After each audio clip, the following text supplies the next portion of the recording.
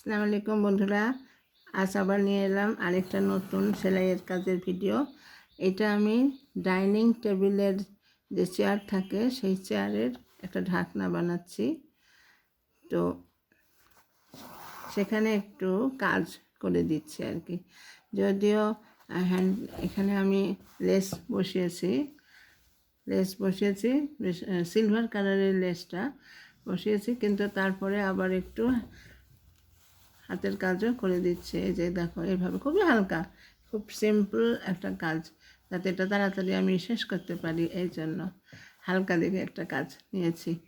এই যে, এবং কাজ করছিও আমি খুব সহজ স্টিচ দিয়ে রেজি 4 আর বাটন স্টিচটাকেই ঘুরিয়ে ঘুরিয়ে ফুলের মতন করে নিচ্ছি। আর এগুলো কাশ্মীরি স্টিচ, তার উপরে একটা করে টান দিয়ে দিয়েছি ডিপ কালারের সবুজ দিয়ে। আর এই হলো আমার চেয়ারের ঢাকনার কাজটা।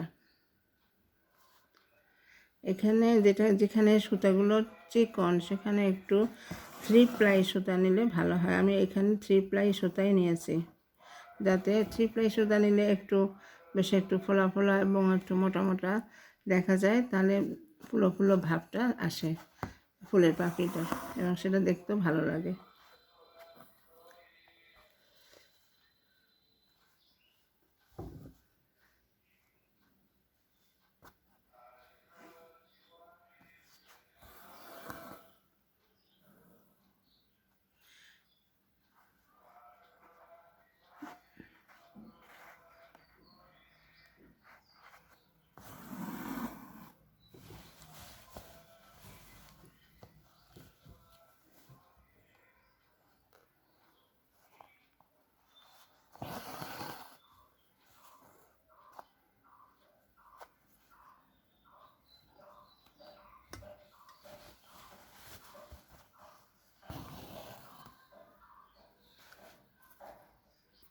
এই যে দেখো, আমার কাজটা কমপ্লিট। ডাইনিং টেবিলের চেয়ারের ঢাকনা, যেটা আমার ডাইনিং টেবিলের চেয়ারের কাঠের চেয়ার, সেই কাঠের চেয়ারের উপর আমি একটু ঢাকনা দিই, কারণ চেয়ারটা তাতে ময়লা হয় না। আর এখানে দেখো, আমি একটা সিলভার কালারের লেস লাগিয়ে দিয়েছি, আর তার উপরে আরও একটু এক্সট্রা হাতের কাজ করেছি, যাতে আরও একটু সুন্দর দেখা যায়।